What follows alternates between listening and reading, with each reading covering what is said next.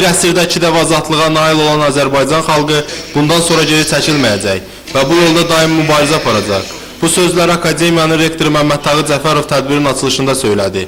O, Respublikamızın müstəqilliyi uğrunda xalqımızın keçdiyi ağır və çətin anları xatırlatdı.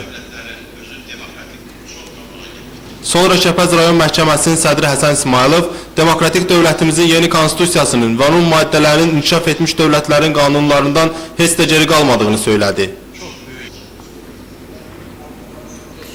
Müstəqilliyi qazanmaqdan vacib onu qorumaqdır, söyləyən Akademiyanın müəllimi Əhməd Həsənov, bunun üçün bütün Azərbaycan xalqının birləşməsinin vacibliyini vurğuladı.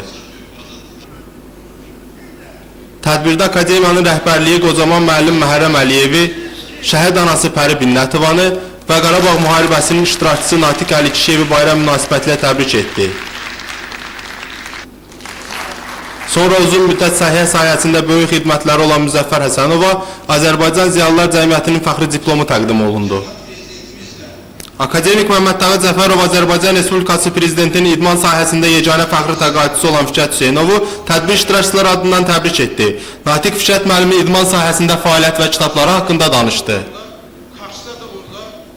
Hörmətli Prezidentimizə həddindən artıq razıyam. Ona görə ki, mən Olimpiya Komitəsinin 10 illik bayramında Bakıda iştirak eləmişəm və orada mənə məlumat oldu ki, mənə hörmətli Prezidentimiz fərqi təqaüd aldı. Bu günləri isə Azərbaycan Kənd Təsərrüfat İnstitutunda, Elmi Şurasında bu günləri mənə professor fəxri adı verildi. Bu adların verilməsi mənə hamısı o deməkdir ki, Respublikada Prezidentin idmana qarşı münasibəti çox yaxşıdır. Müstəqillik günü münasibəti ilə Akademiyanın fəal və nümunəvi 5 tələbəsinə fəxri fərmanlar verildi.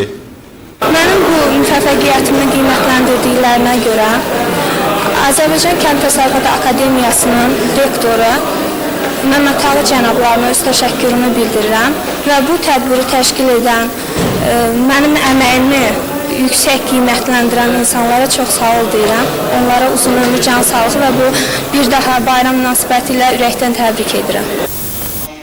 Bir qrup müəllim və tələbələrə fəxri fərmanların məhz bu gün təqdim edilməsi təsadüfi deyil. Çünki ziyalılar olmasa, nə 18-ci ildə, nə də 91-ci ildə müstəqilliyə nail ola bilməzdik. Məqsəd Rəhimov, Fərrux Qafarov, Xəbər Plus.